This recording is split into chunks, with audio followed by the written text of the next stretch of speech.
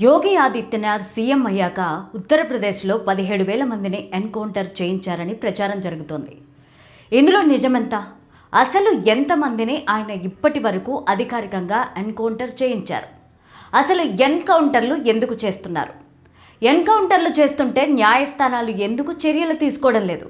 ఇలా విచ్చలవిడిగా ఎన్కౌంటర్లు చేసే అధికారం సీఎంకు ఉంటుందా? చూద్దాం.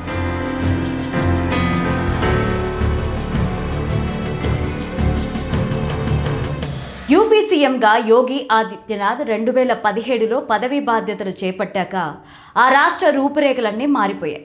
సీఎంగా బాధ్యతలు చేపట్టిన నాటి నుంచి తనదైన రీతిలో నిర్ణయాలు తీసుకుంటూ పాలన సాగిస్తూ వస్తున్నారు. రాష్ట్రంలో రౌడీలు, గూండాలు అనేవారే లేకుండా ఎక్కడికక్కడ అరెస్టులు చేస్తూ వినని వారిని ఎన్కౌంటర్లు చేస్తూ వారి గుండెల్లో గుబులు పుట్టిస్తున్నారు.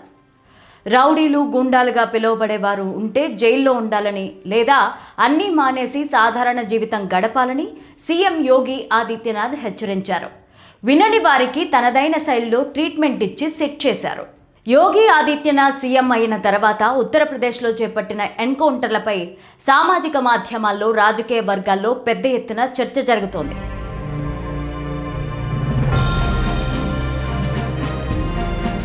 యోగి సీఎం అయ్యాక దాదాపు 17,000 ఎన్కౌంటర్ ఆపరేషన్లు చేయించారని సామాజిక మాధ్యమాల్లో సర్క్యులేట్ అవుతోంది. అయితే అందులో వాస్తవం లేదని తెలుస్తోంది. 2017లో యోగి సీఎం అయ్యాక ఇప్పటి వరకు 17,043 పోలీస్ ఆపరేషన్లు చేపట్టినట్టు తెలుస్తోంది. ఇప్పటి వరకు యూపీ ప్రభుత్వం విడుదల చేసిన అధికారిక గణాంకాల ప్రకారం గత 9 ఏళ్లలో పోలీసులు చేపట్టిన ఆపరేషన్లలో కేవలం 289 మందిని మాత్రమే ఎన్కౌంటర్లో హతం చేశారని రికార్డులు చెప్తున్నాయి. పోలీసుల కాల్పుల్లో 11,834 మంది గాయపడగా 34,253 మంది అరెస్ట్ అయ్యారు. రాష్ట్రంలో వ్యవస్థీకృత నేరాలు, మాఫియా, రౌడీజం పైన యోగి ప్రభుత్వం జీరో టాలరెన్స్ విధానాన్ని అమలు చేస్తోంది. పోలీసులు నేరస్తులను పట్టుకోవడానికి వెళ్ళినప్పుడు నేరస్తులు పోలీసులపైన ఎదురు కాల్పులు జరుపుతూ ఉంటారు. ఆ సమయంలో పోలీసులు తమను తాము రక్షించుకోవడానికి తిప్పికొట్టే క్రమంలో ఈ ఎన్కౌంటర్లు జరుగుతాయని పోలీసులు చెప్తున్నారు. ఈ ఎన్కౌంటర్లపైన పలుమార్లు న్యాయస్థానం దాకా చేరుకున్నాయి. సీఎం యోగి ఎన్కౌంటర్లను చట్టబద్ధంగానే చేస్తున్నారా లేదా అని కోర్టులు ఎప్పటికప్పుడు పర్యవేక్షిస్తూ ఉన్నాయి. ఎన్కౌంటర్ జరిగిన ప్రతిసారి మానవ హక్కుల కమిషన్ తప్పనిసరిగా విచారణ చేస్తోంది. కొన్ని సందర్భాల్లో విచారణలు సక్రమంగా జరగనప్పుడు అలహాబాద్ హైకోర్టు, సుప్రీంకోర్టు పోలీసుల తీరును తప్పుబట్టాయి. చిన్న చిన్న నేరాలకు ఎన్కౌంటర్ల సంస్కృతిని అలవాటు చేయొద్దని కోర్టులు హెచ్చరించిన సందర్భాలు ఉన్నాయి.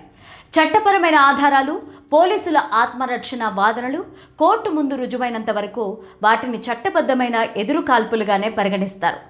ఏదైనా ఎన్కౌంటర్ నకిలీదని తేలితే సంబంధిత పోలీసులపైన హత్యా కేసులు కూడా నమోదవుతాయి.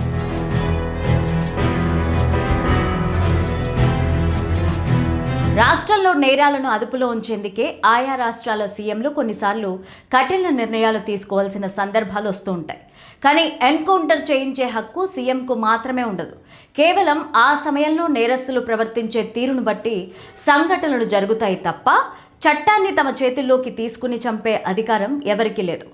నేరగాళ్లపైన కఠిన చర్యలు తీసుకోమని ఆదేశించే వరకే సీఎంకు పరిమితి ఉంటుంది. ఏదేమైనా యూపీకి యోగి సీఎం అయ్యాక అక్కడి రౌడీలు, నేరగాళ్లు మాత్రం ఏదైనా తప్పు చేయాలంటేనే భయపడుతున్నారు. రాష్ట్రాన్ని నేరరహితంగా మార్చేందుకు సీఎం యోగి ఆదిత్యనాథ్ చాలా కఠిన నిర్ణయాలు తీసుకుంటూ అందరికీ ఆదర్శంగా నిలుస్తున్నారు.